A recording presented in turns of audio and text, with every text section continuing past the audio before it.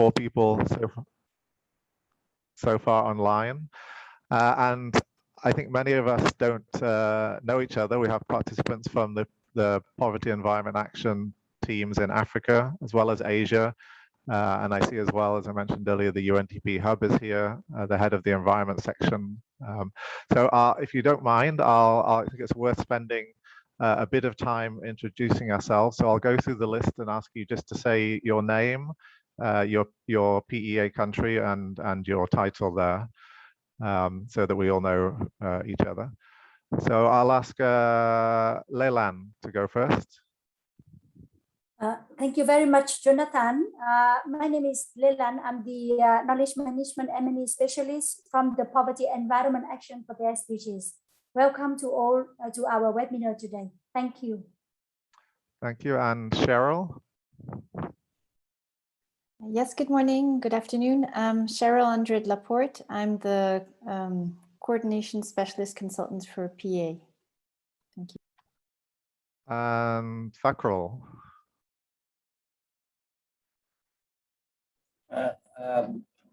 Good afternoon, Jonathan. Thank you. This is Fakrul Hassan. I work for a project called SC4SDG, where UNP is supporting us. My designation is Chief Technical Advisor. Thank you, Anand. Thank you. And Ole, please go ahead.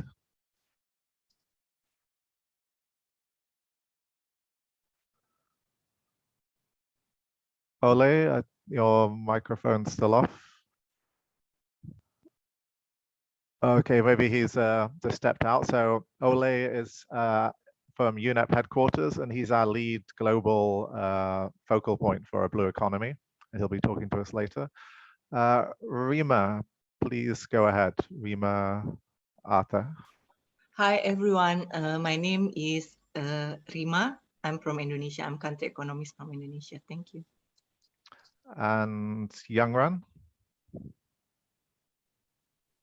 Hi everyone, I'm Young Ran from UNEP Asia and the Pacific office in Bangkok. Thank you. And Akiko.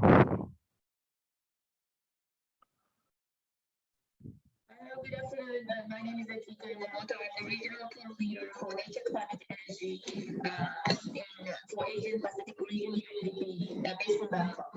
Nice to meet you. Thank you, Akiko. And Anne. Hi everyone, my name is Anne from UNEP Nairobi, working for Poverty Environment as a program management assistant. Thank you. Thank you. And now Anne Jupna. Good morning, good afternoon, everybody. My name is Anne Jupna, and I'm the UNDP co-manager of PAIR, based at the UNDP Global Policy Center in Nairobi in Kenya. And Assad? Yes, I'm Assad Mekan, and I'm managing the climate finance program in Bangkok Region Hub from the UNDP side, and also the focal point for UNDP. And Chinda Phone? Hi everyone, my name is Chindaphon. I am a project coordinator for PEA Laos. Thank you. And Debbie? Debbie Natalia. Yes, thank you, Jonathan. Hi, everyone. Good afternoon. I'm Debbie from the UNDP Indonesia. I'm supporting the PA Indonesia project, managing the project in Indonesia. Thank you. Back to Jonathan. Thank you. And Gilang? Yeah, thank you. Good afternoon from Jakarta, colleagues. My name is Gilang, and with Debbie, I'm also from UNDP Indonesia, under the Innovative Financing Lab. Thank you. Thank you. And Farhana?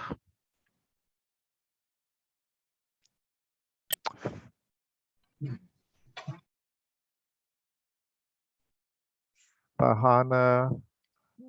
Okay, if not, let me move on. Oh, hi, Farhana. Hi, this is Farhana from SC4SDG project. Thank you so much. I'm joining from Bangladesh.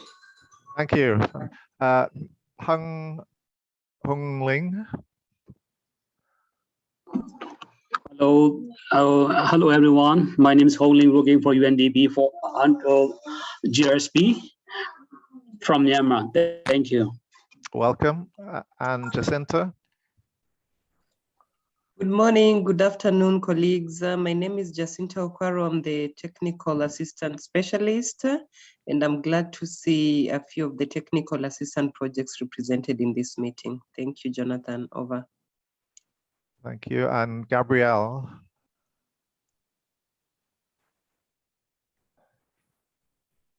Okay, Karef? Thanks, Jonathan. Good afternoon, everyone. I'm joining you from Myanmar. I'm the project manager here for PA. Thank you. And Kin Saint? Hello, everyone. I'm Sing Saint. I'm joining from UNDP Myanmar. I'm working as Social and Environmental Safeguard and DR Mainstreaming Advisor. So nice to see you virtually. Over. Thank you. Martina? Hello, everyone. My name is Martina. I work as a Disaster Risk Reduction Officer at UNDP Myanmar. Nice to meet you all. Welcome. And Mehbooba Yasmin? Hi, everyone. This is Mehbooba. I'm joining from Bangladesh UNDP Country Program. I'm working as Communication and Advocacy Officer in SC for SDG project. Nice to meet you all. Welcome. And Ralista? Yes, thank you. Hi, colleagues. My name is Ralista from UNDP Indonesia Innovative Financing Lab, working on green and sustainable finance. Very nice to meet everyone. And Nondumiso?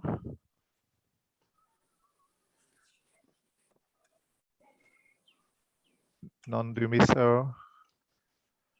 Okay, moving on. Rini Modasso.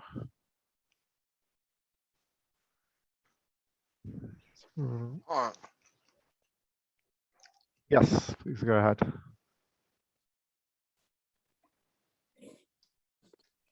Okay, Shadli Rahman. Hi everyone. I'm Shadli Rahman. I'm working as a research officer in the UNDP Bangladesh Country Office. Nice to meet you virtually. Nice to meet everyone virtually, and thank you. Thank you. And Takahiro.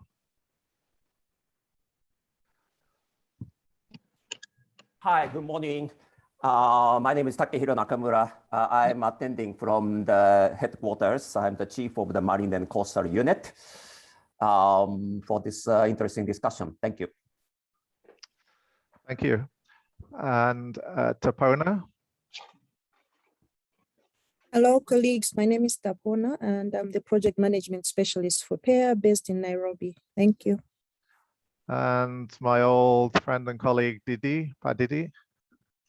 Yes, thank you, Jonathan. Good morning, good afternoon. Didi Hardiana, Head of Innovative Financing Lab of UNDP Indonesia and supervising the PA technical assistant here.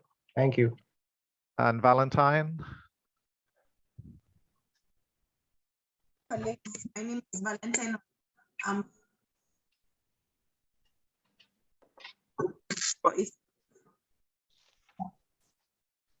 You were breaking up a little bit. Perhaps you could put your country in the chat box. Two left. Yadana. Yes, hi everyone. This is Yadana from UNDP Myanmar, based in Nipiro, working as national consultant at the JSC project. Nice to meet you all. Welcome. And Mr. Zubaya, finally. Thank you. Good morning, good afternoon, dear colleagues. Thank you for organizing today's workshop. My name is Zubair Hussain. I'm working as an economist in SC for SDG project UNDP Bangladesh. Thank you. Thank you. Thank you, and thank you all. Now, if I missed any of you, please do put your name or your designation in the chat box. And let me go straight away now to ask Anne Dubner to say a few words. Please, Anne, go ahead. Yes, again, a very good morning, good afternoon to everybody. It's a real pleasure to see everybody online. Welcome very much to this webinar. I just wanted to share with you the objective of our discussion today. And this is really to share details on blue economy work that we are doing in the context of the Poverty Environment Action Project. As you know, this is a joint undertaking by UNEP and by UNDP. And I very much look forward to hearing from the countries who have very interesting things to share with us in this context, from Bangladesh, Indonesia, and also Tanzania. We are doing this so that we can learn from each other, better understand what work is ongoing, to make the connections between the countries that are already engaged in this work, but also for other countries to undertake similar work or replicate what is already being done, and perhaps see this work being included in their 2022 annual work plans. And 2022, as you know, represents the final year for now of PEAR implementation. In addition, we will also share this work more broadly, involving external stakeholders in another webinar later on this year. And this is really important because we are hearing from our donors and partners the request that we need to scale up and broaden the work and impact of PEAR, including beyond the actual implementation period of the project. And so this is really important to share what we have done, not only internally, but also with the wider poverty, environment, climate mainstreaming community outside of our project. I would like to extend my thanks to everybody who is on this call. Thank you so much for making time for this discussion, and also to PEAR colleagues who were behind organizing this event today. In particular, a big thank you to Leland, who since her arrival to PEAR has done a lot to connect us and to learn from each other. So thank you very much. I wish all of us a very informative and productive discussion. Back over to you, Jonathan.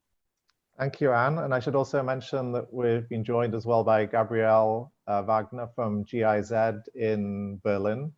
Welcome. Before I hand over to Ole, who's going to give us an overview of UNEP's thinking on blue economy and a tool that may be useful to you, as well as discuss the blue economy concept about what it is.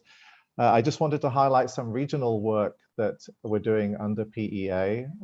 Asad and I, Asad from UNDP Regional Hub, have been working with ADB, Asian Development Bank, to undertake a report and a deep dive looking at the requirements for achieving a blue economy in Asia Pacific, looking at financing in particular. And we're finalizing the report at the moment. And some of the key findings is it identifies some sort of low-hanging fruit where investment could have the biggest impact in terms of supporting a blue economy in the region, including investment in sectors such as pollution control, green shipping and ports, offshore wind, amongst others. Those are the sort of the top sectors identified.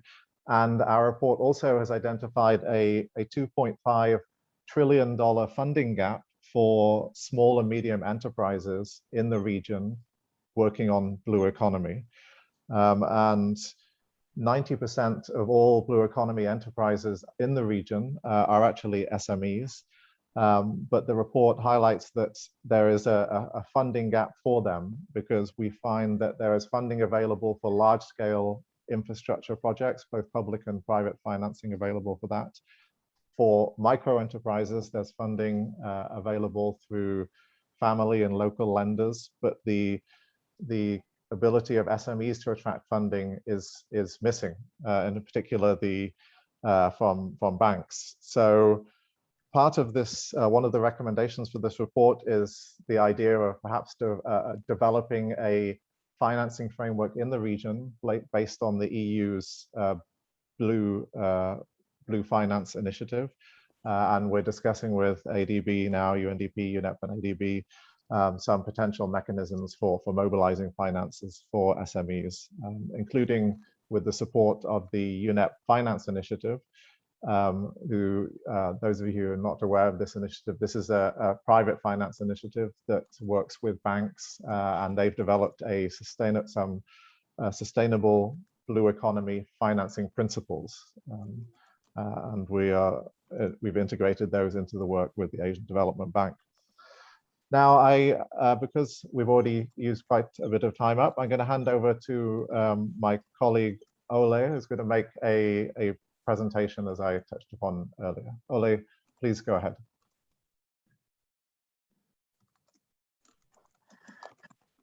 Thank you very much. And good morning, good afternoon, everyone. My name is Ole Vestergaard. And I am in the UNEP Marine and Coastal branch. I'm calling in from Nairobi. I work on our global work on sustainable blue economy. And it's a pleasure to meet you, and I'm really interested to engage with you in this discussion about how blue economy can be operationalized in the PEA partnership. So can you see the slide? Yes, we can.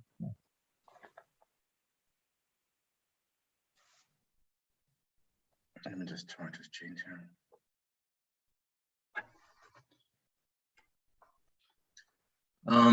Yeah, so I will introduce some work that UNEP has been doing with a number of partners to tackle this question of how you actually enable a sustainable blue economy, one that is also climate resilient and inclusive. And we've done some early work on organizing the process of developing a blue economy into a practical framework. We call it the Blue Economy Transition Framework. So I just have a few slides where I will introduce some of the thinking and how it works, and then we'll have a follow-up chat about how we can take this forward, possibly. I think the concept of a blue economy is something that has been discussed over the years by many countries, many organizations, and many actors, and there are different opinions and the different ideas of what a blue economy is. I think it also has evolved a bit over time. 5-8 years ago, when it initially was sort of perceived as a new approach, it grew out of the green economy thinking. In some cases, in other cases, has been seen as a new growth paradigm where economy can be strengthened in the absence of other land-based economic opportunities. At UNEP, we have been, and with UNDP, we have been working on various principles, just like the green economy that's been evolved. But at the same time, we have really tried to see what is the unique, if there are any unique ocean economy aspects of a blue economy. So we have derived a sort of working definition, and it's perhaps not even a definition, it's called a vision that outlines the key elements of what we think could be a blue economy. And we think a sustainable economy must be ambitious, strategic, and equitable. It is one that is promoting sustainable use and conservation of ocean and coast resources. It must also generate equitable benefits for people, and at the same time protect and restore healthy ocean ecosystems and contribute to delivery of global ambitions for a sustainable future. So concepts of prosperity, equity to local population is key, building resilience, both ecological and social resilience. And at the same time, this notion that oceans is a source of good. But the question is, who is it good for, and how do you maintain that wealth into the future? So these are very conceptual ideas. There are other definitions and on blue economy. The question is, how do you break this into a practical approach, and how do you then actually know that you're working towards a blue economy, and how do you measure that you're making advancement to a sustainable blue economy? So for that reason, we are suggesting that there are 5 core elements or guiding principles that we think that must be considered in order to develop a sustainable blue economy. And briefly, just go through it. One that is protecting, restoring, and regenerating healthy ecosystems. It must deliver inclusive and equitable processes and outcomes. It enables climate stability, resilience. It delivers a sustainable consumption and production policies and strategies, and implies circular economy approaches. And yet these are still 5 concepts and principles, but for each of them you can break them down into more specific elements. You can identify policy objectives as it relates to ecosystem protection, as it relates to equity, climate resilience, and so forth. And so the idea is really to connect this to existing policy and potentially evolving cross-sector policy, setting targets and setting system in place to measure the progress to those 5 principles. It's really to note that, of course, this is not really anything new. You can see that the 5 principles very much encapsulates the whole notion of sustainability, and it contributes to a whole range of sustainable development goals.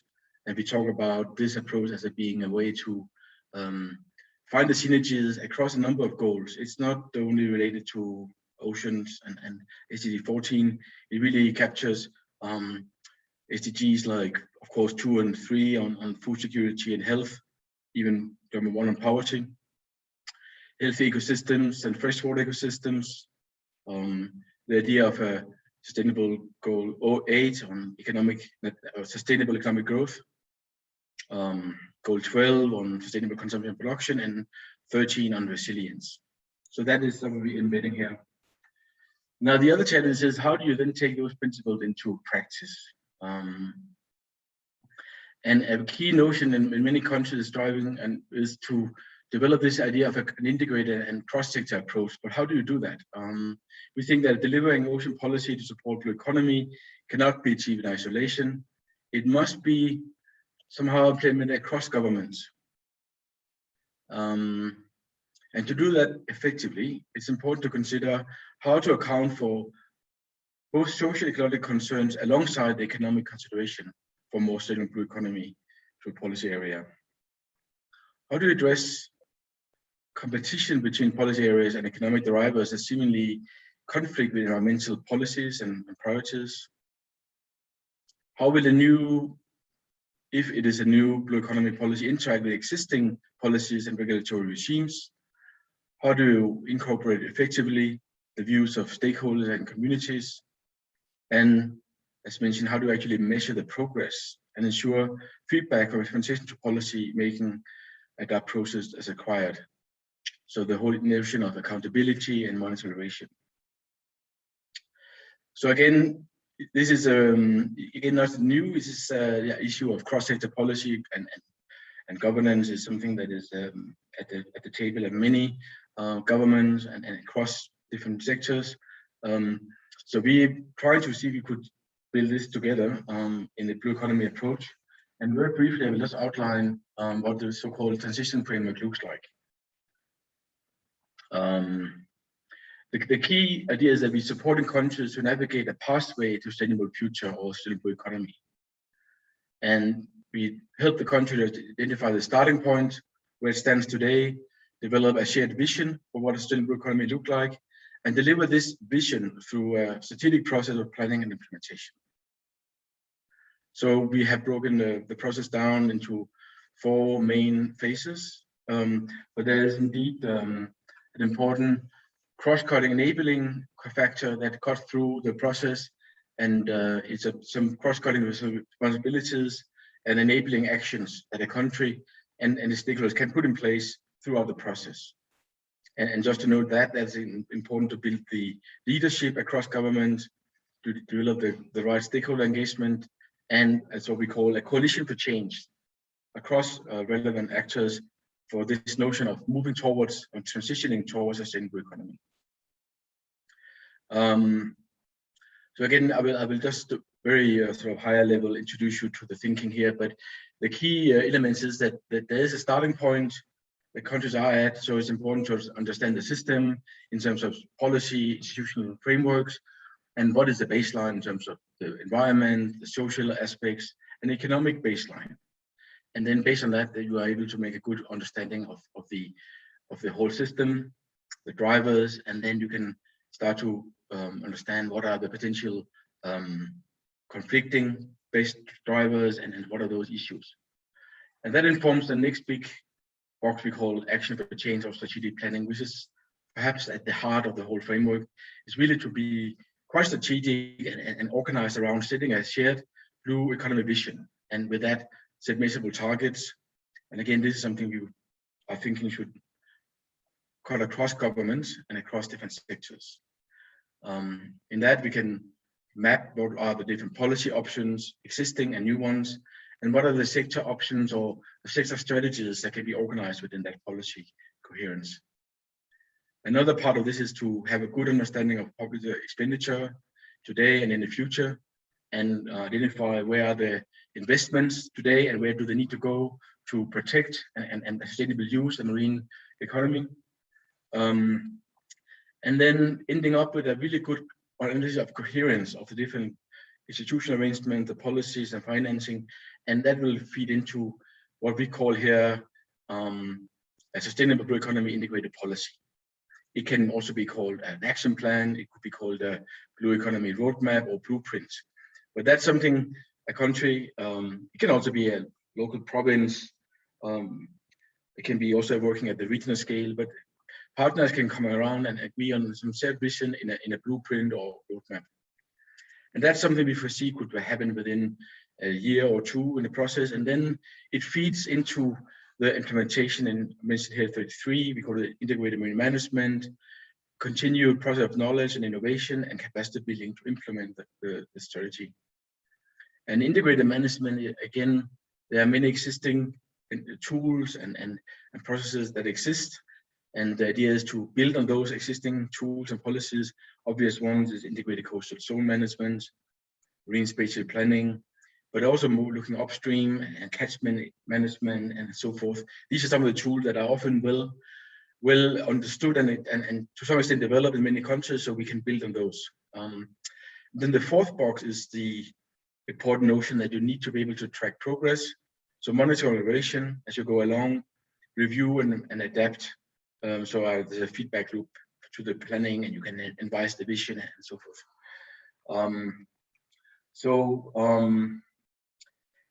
What we think is helping is to really anchor a very often conceptual discussion into a more practical approach that can be implemented by a country or set of stakeholders. It builds and on the notion that we can integrate existing policies into joint coherence policy. It helps mapping governance and bridging stakeholders.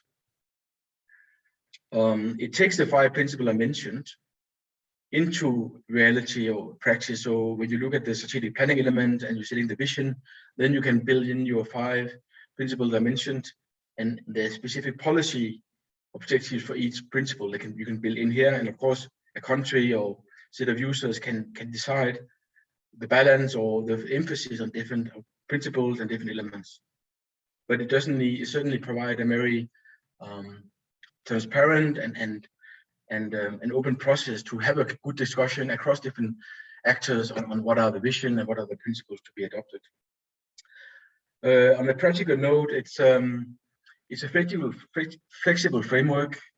In many countries, many of the activities and elements are already in place.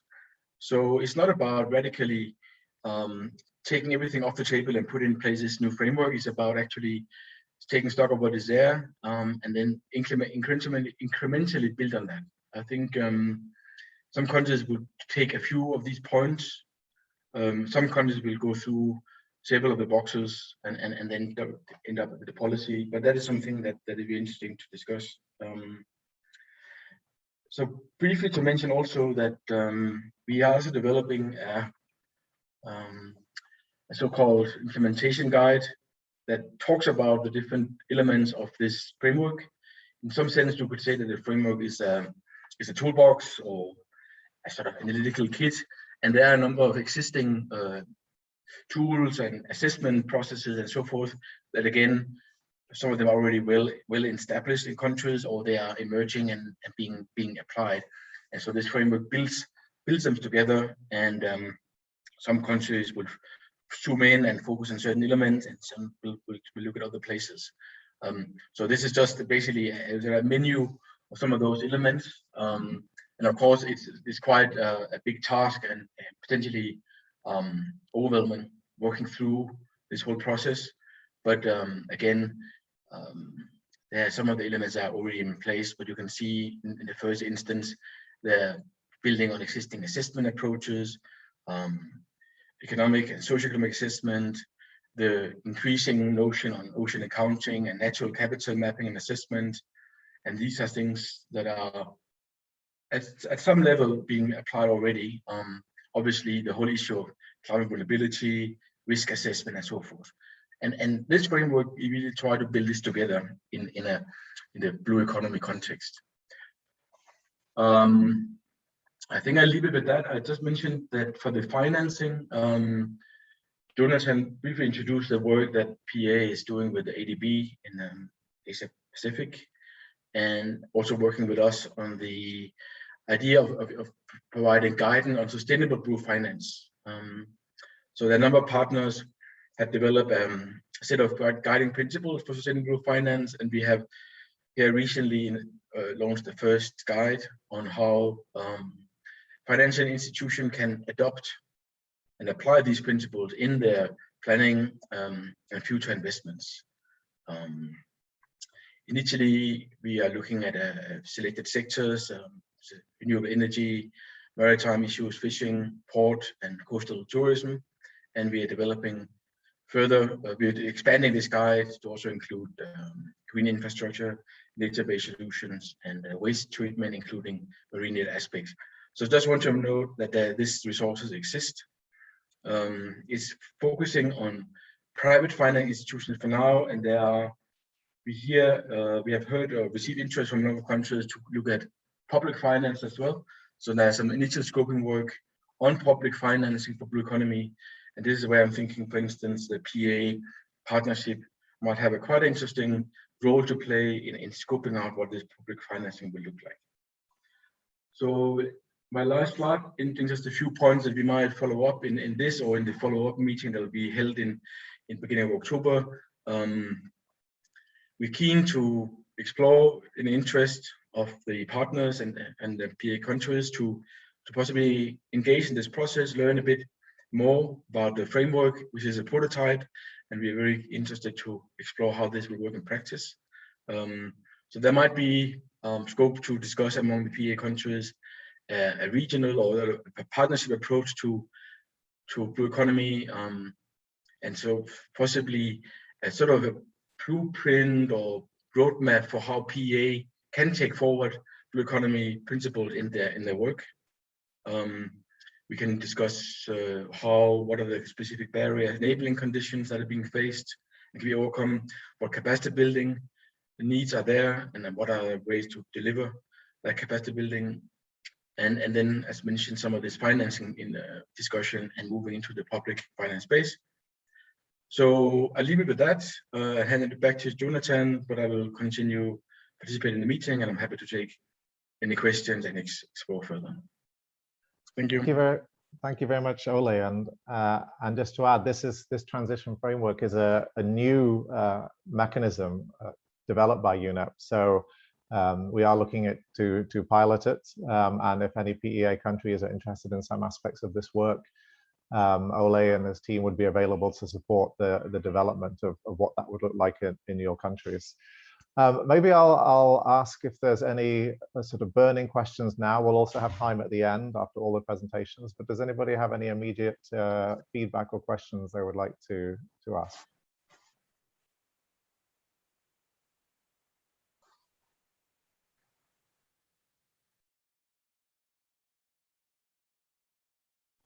If not, what I'll do is I'll pass on now to Pak Didi, colleagues in Indonesia. If you could please go ahead with with what and tell us what you've been doing over there for PEA. Thank you. Or Rima, I think are you getting ready to present? Yes. Yes. Please go ahead. Can I share my screen or somebody else will? Because Please. we already shared the PPT actually. Please go ahead and share your screen with the PowerPoint. Okay.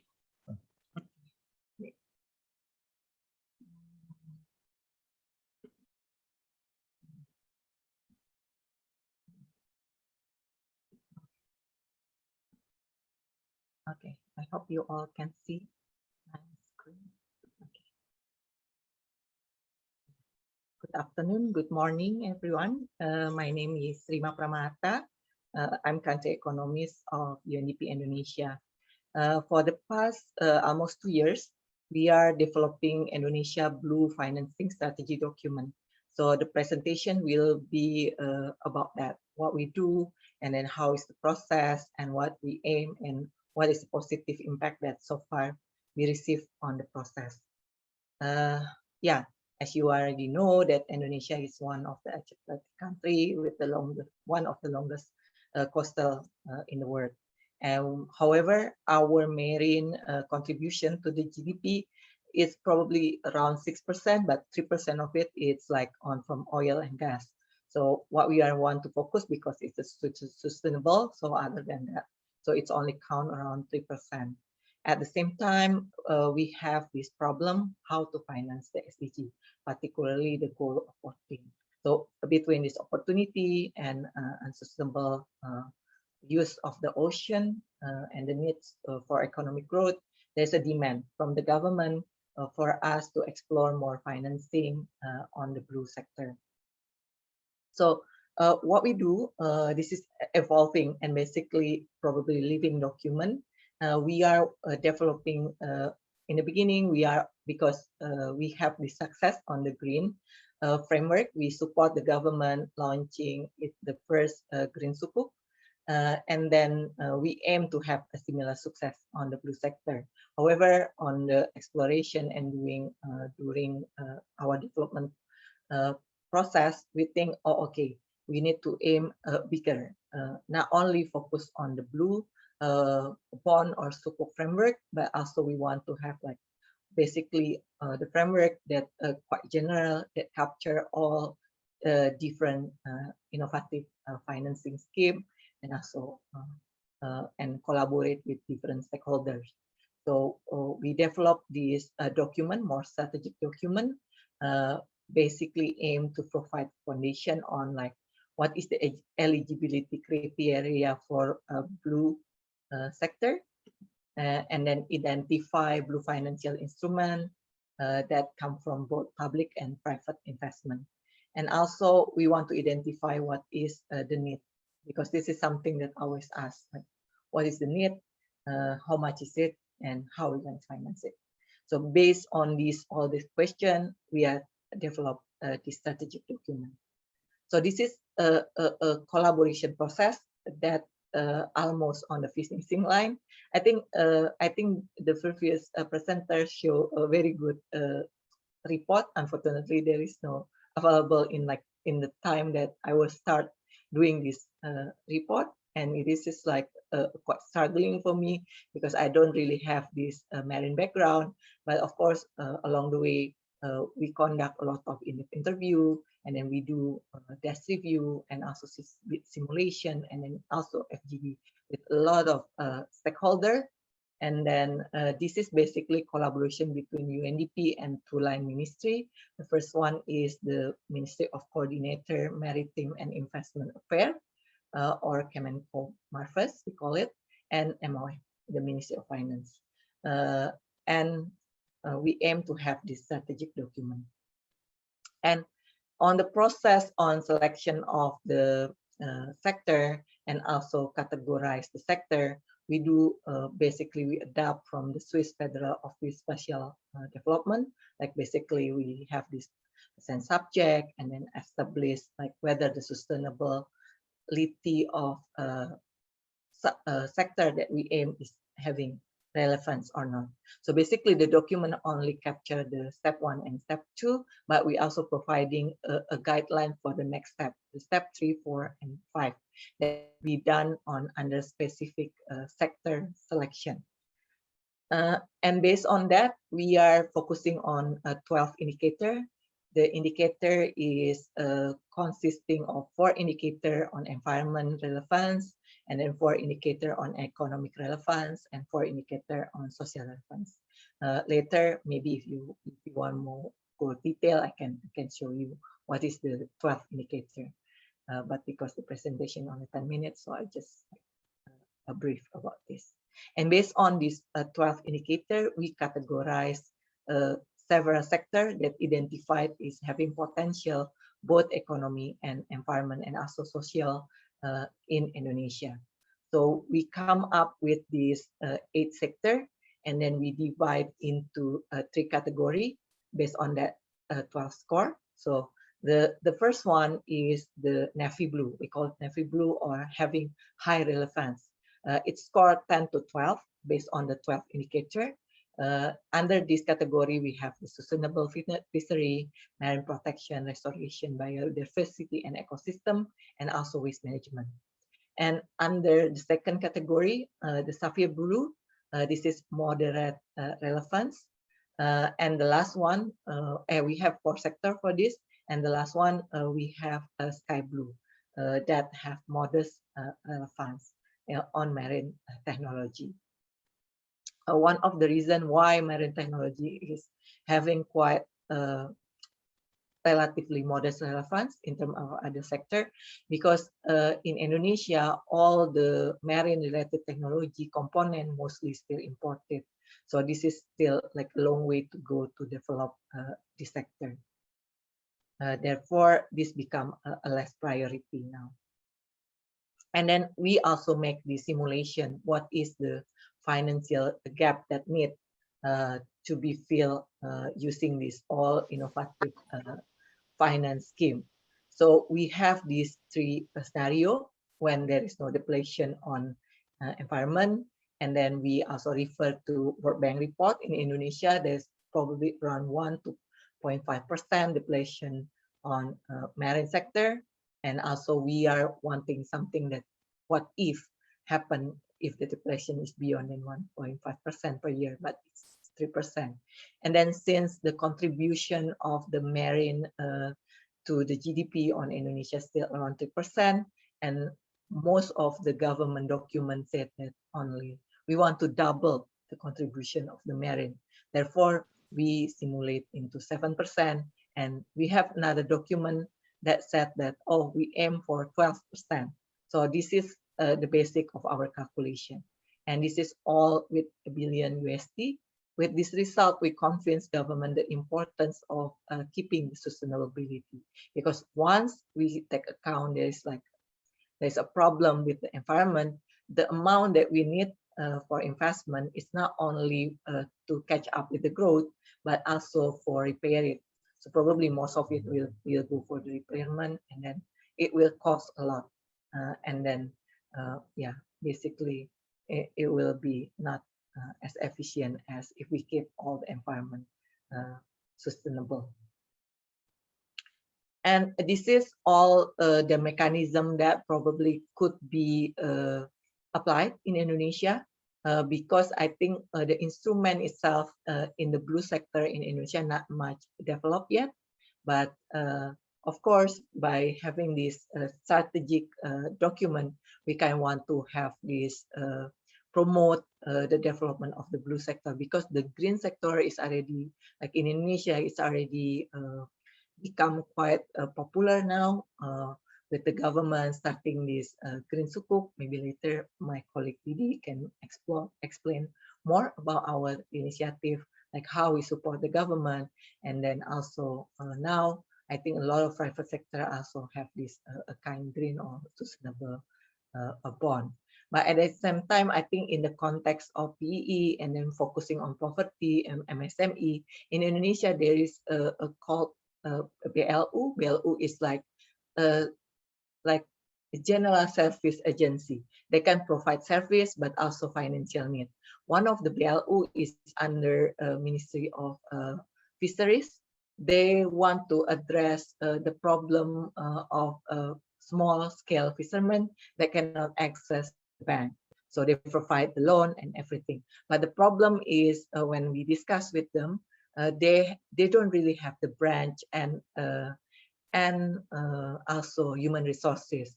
So half of their business is still they use their money to so basically the money that they should distribute it to this small scale and local fishery, they put it in a bank. There's one of a bank in Indonesia that quite famous for like small MSME.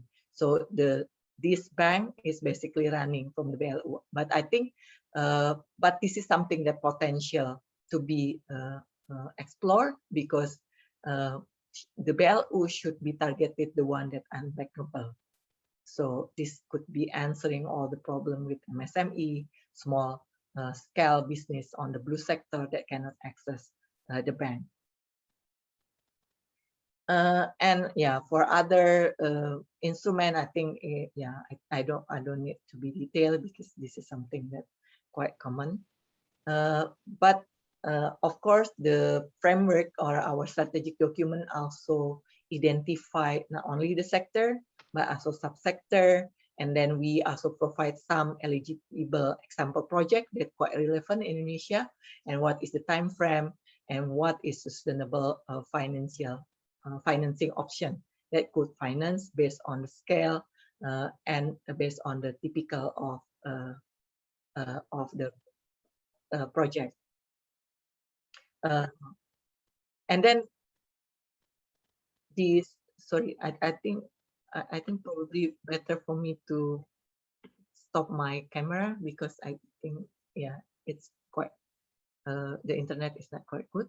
So what we expected as impact, of course, we aim to double the contribution to the GDP. And then we want to have to promote more sustainable ocean-based economy, and as well as creating new additional job and could contribute for the poverty reduction, because a lot of people who work on this blue sector in Indonesia is working informally in small scale. So this is something that we want to promote using this alternative financing and also a framework of it. And so far we already have, even though the document itself not really finished, but we already have a positive outcome. So the government in Indonesia just announced that they will have this Indonesia government security framework. This is will be a framework that used for government to launch a different SDG bond or sukuk. So that's including the green and blue and also social bond. For the blue part, all the eligible criteria, sample and project are based on what we based on our strategic document. So our strategic document is part of Indonesia SDG government securities. They will launch it team by team. I'm not sure when they will launch this blue bond, but it's already part of the SDG securities framework. So whenever government want to launch, it's already have a legal basis on the based on the framework. So this is a good work that we do so far. And then this is something also based on the discussion with the private sector and also different stakeholders. This is something that in the future we want to aim to have this blue financing ecosystem, where basically this is a platform that could linking different resources, both from private and public investor, because the potential is big, but our discussion with the private is there doesn't really have knowledge on the pipeline. So if we have this a platform that can provide a ready pipeline on the blue economic project, it will be easier to connect with both of public and private investor, or even have a blended financing. And this is also to help all these CSO, NGO, or social enterprise that already have a project now to get finance also, because they have this ready project, even though probably not as big as the private one, but they are ready to be financed with all other investors. So this framework could connect all the demand and the supply in terms of a blue economy expansion. I think that's all for me. Happy to discuss, and probably some of the report that being presented before could also strengthen our document. Thank you so much. Thank you very much, Rima, and I'll open it up for questions now. And I see my colleague in Nairobi headquarters, Takahiro, has a question. Takahiro, would you like to ask it to yourself? Thank you very much for this very interesting presentation. I'm very glad that the thinking about the blue economy is moving ahead with the country like Indonesia. Indonesia is very known for us as the kind of the mega biodiversity countries, particularly from the marine and coastal perspective. This is the country where marine resources are available, marine ecosystem services are plenty, and that could really potentially give the economic and the social benefit to the people.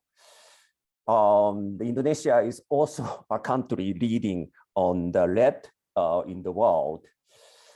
And my question is how the more natural capital related financing could really come in, particularly the climate change related financing can more strongly coming into this national financing plan because of the nature of the country, about the ecosystems in the coastal areas. I believe that I don't really have any specific figures. However, that the ecosystems and the natural capital can contribute to more and more to the overall national economic development and the social development, as well as environmental issues. So I just wonder how this can really climate change related financing or ecosystem related financing can strongly come into the financial strategy. Thank you. Thank you, Takahiro. Rima, would you or any of your Indonesian colleagues like to respond? I think, yeah, I can answer that, but maybe later my colleague Didi will add because he worked more on the climate related financing. So there are several initiatives that are being done by UNDP Indonesia related to that. And we are mostly the problem with I don't know whether it's the problem or not, but in Indonesia it's quite different with other country, I think, in terms of this. So like the amount of investing probably bigger for the private, but the innovation in terms of like climate financing and others typically come from the government first. Like we are launching this Sukuk a few years back, and then it still kept until now. So a lot of work already, not specifically for the blue one, but because in the past, what we have is we work under this green framework, which is some of the activity related climate on the blue sector is include that, but not all. What we want to promote now, having this blue, because the potential is so big, as you mentioned.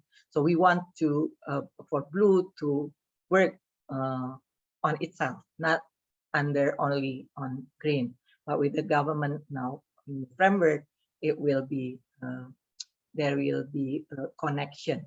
So not only on the green sector, but also the blue sector, and relate more on climate. We have a lot of initiative that actually including tagging of the government expenditure and others. Probably my colleague Didi could add that.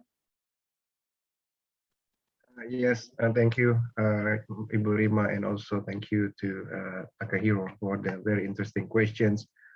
Yeah, I think in the past few years, the government Indonesia starting to like explore, right? Explore the possibility of a blue economy and including about ocean-based climate actions. So I think in the framework, climate agenda also included as reference for developing the financing instruments that was mentioned in the presentation. In addition to that, the UNDP working with the Ministry of Environment and also with Ministry of coordinating Ministry of Maritime Affairs to explore about blue carbon, right? So this will be getting more interest in the upcoming years, and including like next year in the G20, I think the issue on ocean-based climate action also will be bring by the government in the global forum. So for example, I think one example that we can share, Ibu Rima mentioned about that we have the blue framework has been referred in the SDG government securities framework, the umbrella document or the framework for the government to issue thematic bond, including blue. And in that the document, there are several potential blue sectors already included, and how that they later on can be keep contributing into climate action. So for example, in renewable energy sector, some of technology that related to ocean-based already included, also including something like how that ocean biodiversity also can be supported by the Green Sukuk, and also in the other side also contributing to the greenhouse gas emission reduction.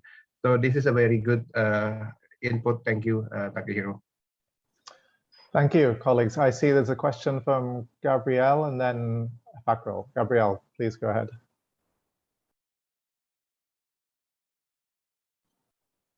Gabriele, I'm sorry, apologies for my pronunciation. Sorry. Can you hear me now? Yes, we can. Yeah, yes, good morning. Oops, I have an echo. Okay, let me try to pose my question. Thank you very much. I heard already Didi's, or I don't know who was talking, raising some of the linkages between green and blue economy approaches. So inventory, accounting, finance. But I would like to come back in the case of Indonesia of the overarching connection, all the same challenges working across sectors, across stakeholders, involving private sector between green and blue. And I would like to understand if in the case of Indonesia, this is really kept separate, or if there's any national forum or attempt or plan to actually reconcile some of the matching fields of action, including the support from the international organizations. Thanks. Rima or Didi, please go ahead and respond. Okay. So there is, I think, two ways to connect blue and green. The first one, because now rather have a green framework for bond or blue framework for bond, we have this SDG security framework, which is it will be connect. And when government allocated a project, so it will be have a connection. Some project that previously only can be financed through green, but there's some overlapping actually on the ocean that haven't been financed by green, now can be financed by blue. So they probably can have this continuation. So less on blue and green, we aim to have this SDG more to achieve sustainable, whether it's in ocean or in the field. The second, I think what we propose in my end of presentation is ecosystem, where we can connect and tapping all the stakeholders, both private and public, for to tap in financing on sustainable more financing, and as well as for the GSO and other stakeholder who has this ready pipeline to be financed. And the government, particularly here, the Ministry of Coordinating, could coordinate that. And also currently what government aim to have more sustainable finance, particularly the green. There is a need for private sector or financial institution to report their activity on the sustainability. So it's coming now. So in the future, maybe we can add, it's not only about green, but also blue. So I think rather than have separation, it will be good if there will be a continuation. For example, like waste problem. Waste problem on the sea is always come from the land, right? So tackle the problem on the sea doesn't necessarily answer all the question if it doesn't tackle the problem in the land and people who live around the area. So it needs more a comprehensive approach. So I guess in the future, I hopefully rather than saying more on blue and green as a separation, of course, we cannot just like in the past just focus on the green, but also focus on the blue, but need to see also the connection. So hopefully in the future we can have more connection. So all the things that we think as a solution could be more comprehensive both on the land and also on the sea. Maybe Mas Didi, do you want to add? No, I think you have answered that thoroughly, Rima. Thank you, Rima. And I think the example of using an SDG bond instead of separate green or blue bonds is a way to integrate these approaches. The final question before we go to the Bangladesh presentation, Fakrul, please go ahead.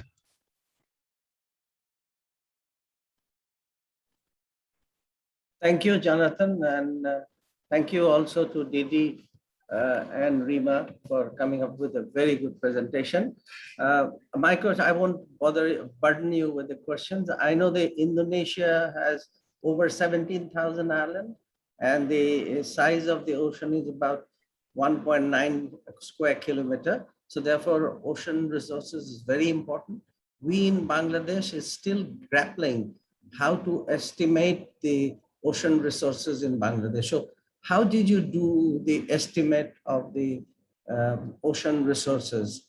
And do they have any institution where this important issue is placed so that the blue economy can be promoted along with, as you said, green economy? And I also appreciate your idea that the SDG bond would be good. But since we are more concerned about that the global is witnessing about the climate change effect and the ocean pollution and other stuff, so it is very important that we pay our attention. So basically, I boiled down question is, how have you estimated the resources and how did you do it? And there is any institution mechanism for follow up this issue. Yeah. Thanks a lot.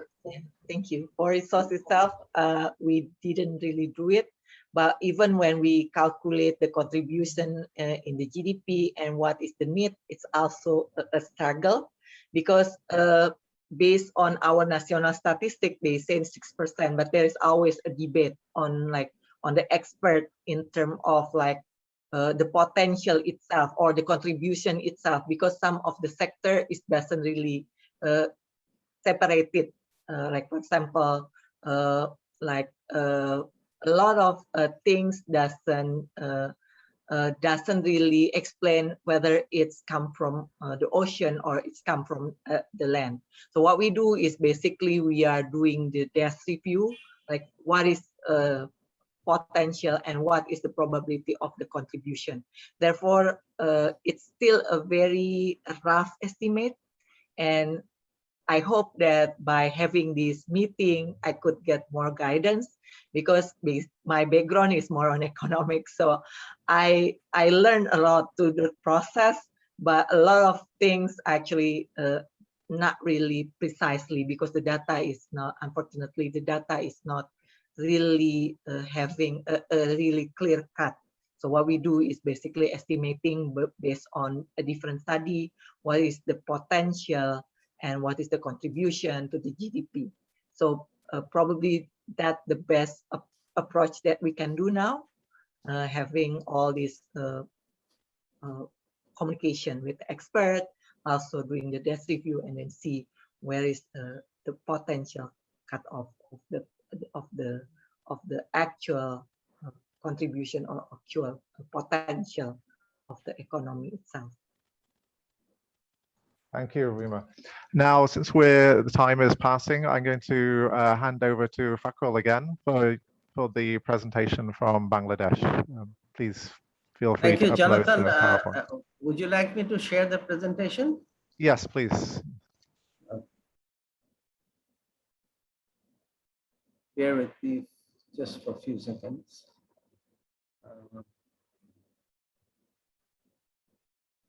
I'm trying to share my screen.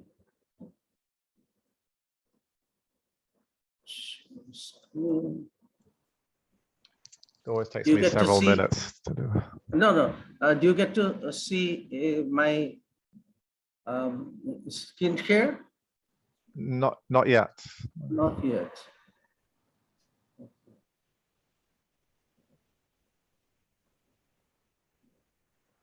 Sorry for this delay. I was just saying it always takes me several minutes to share my screen and sort things out. So Yeah. sympathies on my side. Yes. Can you see it now? I think I can see. Not yet. No. No, yeah. Oh my God. Jubair, are you there? Yes, sir. Jubair, please share. I'm sharing, but it's not getting visible. Please do it Leland, quickly. can you make me co-host so I can share my screen? I did, Jubair. Okay, great. Please share. So yeah.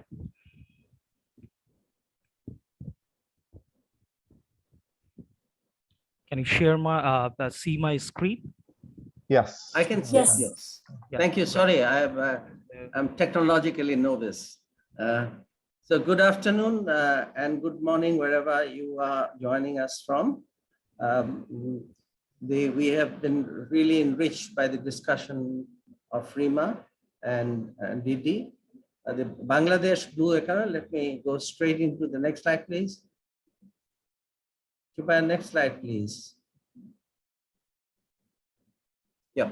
Let me give a little background that Bangladesh over the years, at least over 1 year, has made a very strong dent in the poverty eradication because of the spur of the economic growth, which has more than redoubled.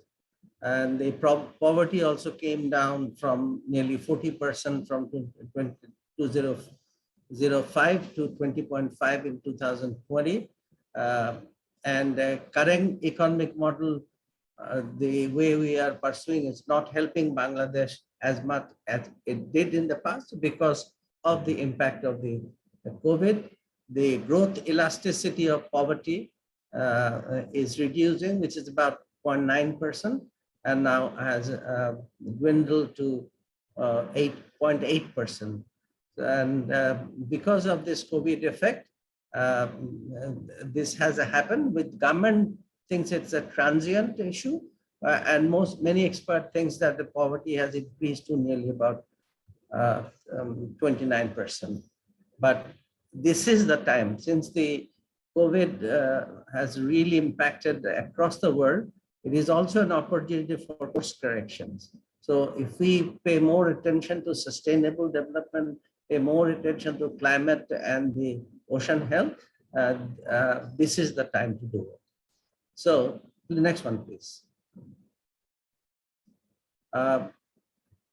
So therefore, I've already said that blue economy should not be a dominant tool, should be a dominant tool for zero poverty, because a large section of the populations are living in the coastal area, and their life and living are very much dependent on the ocean resources. So at the same time, we must make sure that these people survive and also do not make the ocean health polluted. So next one, please. Blue economy is fairly a new concept in a nascent state. Actually, this is the first time we will thank you to Jonathan and his team and that the first time any attempt is made in Bangladesh to assess what blue economy, how can we progress with the blue economy, particularly to find out what is the possibility of floating a blue bond. Bangladesh last year or year before last has already floated one in the green bond, but we are also exploring how can we float a blue economy so that people get interested in involvement in investing in the blue economy. And the government of Bangladesh has already made a commitment that the blue economy is very important. It has a large ocean area. Our ocean area is about 207,000 square kilometers, relatively fairly large. 207,000 square kilometer consists of ocean and ocean area. So therefore, ocean resource and eventual use of it wisely can spur economic growth, create employment, also preserve the ocean health. So this is what the government has recognized. With this aim, next slide, please. I don't have much slide, about 8.1, that we have launched a study on feasibility of launching a blue bond in Bangladesh for raising resources for investment in the blue economy. A Bangladesh GDP side is plus or minus $300 billion, and 3%, I mean, 2 studies has established the fact that the size of the ocean resources about 3%, both one by Patil in 2019, for another one immediately in the preceding year. They also determined that the size of the blue economy is about 62 billion estimated size, because we have not launched a detailed survey, and is also the 3% of the GDP. So, the composition of the Bangladesh ocean economy, gross value is derived evenly. I mean, the resources are evenly investment, or gross value is derived from all sectors, excepting the shipbuilding and minerals or shipbreaking. So you can see from the pie chart, which is, I hope it is readable, that between 25 to 19% these many sectors are providing. On the other hand, the mineral sector is providing little less, which is something around 3%. Next, we wish to encourage government to take care that the ocean health is maintained, and there is enough resources underneath the water that Bangladesh can tackle its poverty, climate, and other stuff. Next one, please. So in this study that we have recently concluded, and it was very well accepted by the government, especially, I mean, the senior government officials and the Security Exchange Commissions, the Bangladesh Bank, and other, all very high stakeholder meeting we organized, which participated by them, and they have recommended that we set up a separate committee so that they can look after this one.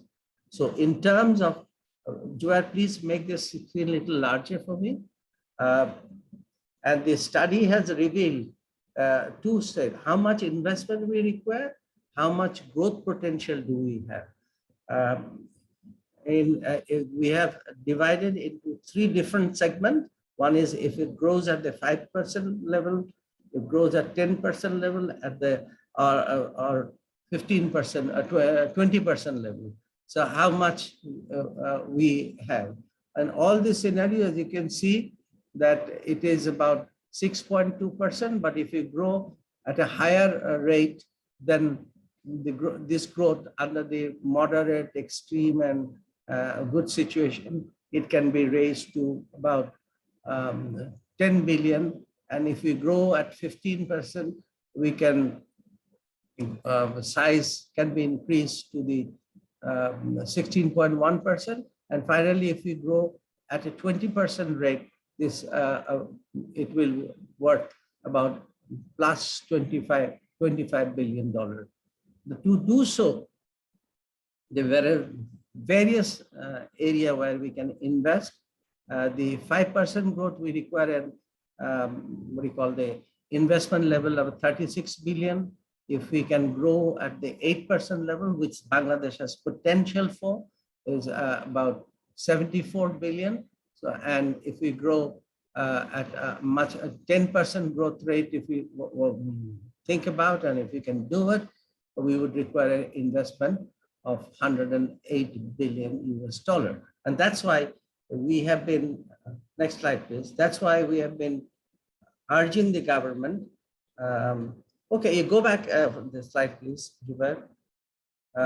Urging the government that it is necessary that you float a blue bond specifically to look after the ocean health and also the marine protecting the marine ecosystem, at the same time exploit the resources that we have wisely so that it doesn't have a negative effect. And ocean pollution has also become a matter of serious concern in Bangladesh, given this is a small piece of land of some 148 square kilometers, and we house about 17 million people. So you understand how much dependency we have on the oceans. So going forward, what we need to do, that now that it has been established and the Security Exchange Commission is seriously considering, they have already publicly announced, it is on the card that they would float a blue bond, but we need to follow up with them, and we have to find a house for promoting the ocean economy or blue bond, if you like, in some institution, either for raising the bond market money, it can be Security Exchange Commission, but for technicalities of it, it can be housed in the State Bank of Bangladesh, what we call is Bangladesh Bank. So next one, please. Okay. So what is the pathway? Since, as I said, that the blue economy is a new concept in a nascent stage. So how do we move forward to promote this? We have been constantly pursuing the government that will help you to achieve 13, 14, and to some extent 15 also, that if we invest in this area, that is, we create a balance between the growth. Mindless growth is not going to help the climate and ocean or planet health. So you have to take into account the climate, environment, and other aspects into it, which government generally agrees, but we need to work further. So since the Bangladesh has a large access to the sea areas, so the first job would identify the scope and potential area for blue economy, and act of the valuation. That's why I asked Rima that how did you calculate, but it seems that they haven't. Everybody is really pondering how it's a very technical area to assess the size of the blue economy. And institutional arrangement I have already talked about. We had some conversation with the banking and finance institution senior secretary that you should now, time is now to place it into, house it to some institution so that this can be followed and scaled up.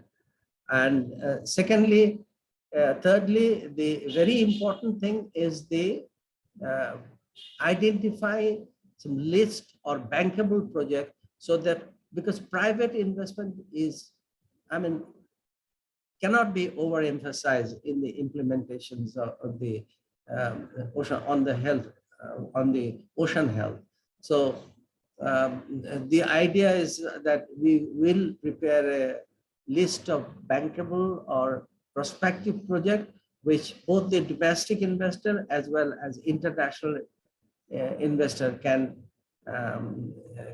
exploit, such as tourism industries the shipping industries, and less polluting the ocean by trying to find out the gas and oil is not really a healthy thing, but we can do it much better. We can promote tourism. We can promote some fishing, limited fishing. In Bangladesh, water has been encroached by a few of the neighboring countries, including some one or two Southeast Asian countries for fishing purpose.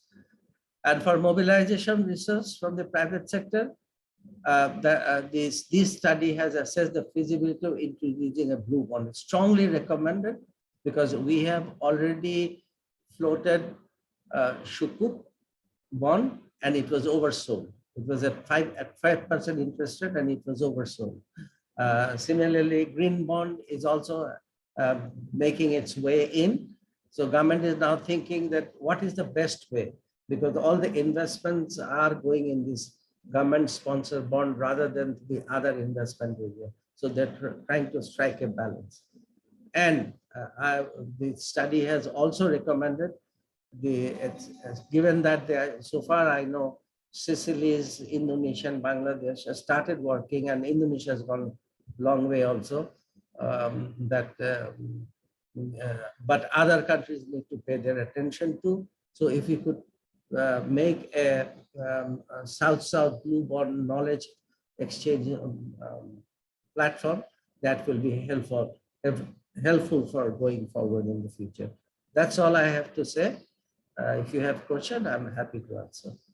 Thank you very much, Fakrul. And I think it's impressive how this report and you and your team have managed to catalyze a national conversation on financing a blue economy. Are there any, we're running out of time, but there's time for a couple of quick questions if anyone has any. I have a legacy hand, I have to lower it. Okay, you're questioning yourself. Okay.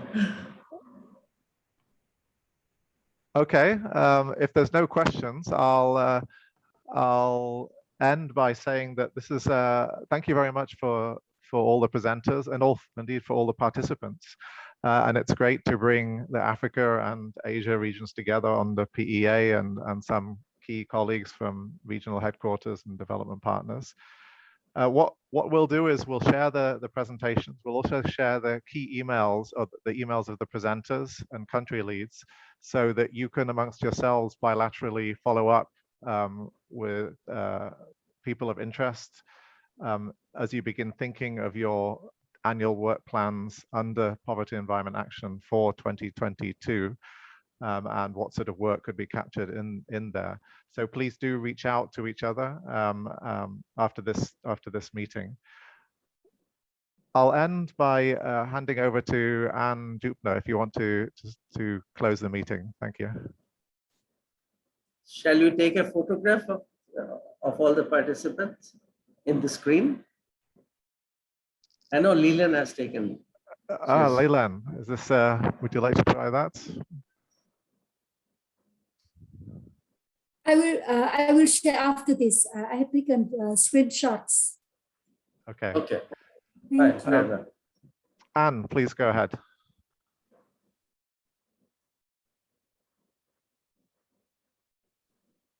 I think your microphone is off. Oh, has she left the meeting already? It seems that Anne maybe has been disconnected. So given that we've reached the end of the time, I'd like to thank you all again. Oh, sorry, I just see as well, I'm reminded by a colleague to mention Tanzania, which was on the agenda for this meeting. In Tanzania, the Poverty Environment Action team have been undertaking a blue economy assessment with a number of key stakeholders. And they couldn't present today, unfortunately, they were busy, but what we'll do is we'll share a summary of that work as well when we share the PowerPoints so that you can follow up with them if that's of interest to you. So once again, thank you all for coming and look forward to working bilaterally with you over the coming weeks and next year. Goodbye all. Thank Bye-bye. you. Bye-bye. Thank you. Thank Have a you. great day. Thank Take you. care. Goodbye. Bye-bye. Thank you. Bye. Thank you, Leland. Thank you. Thank you. Goodbye.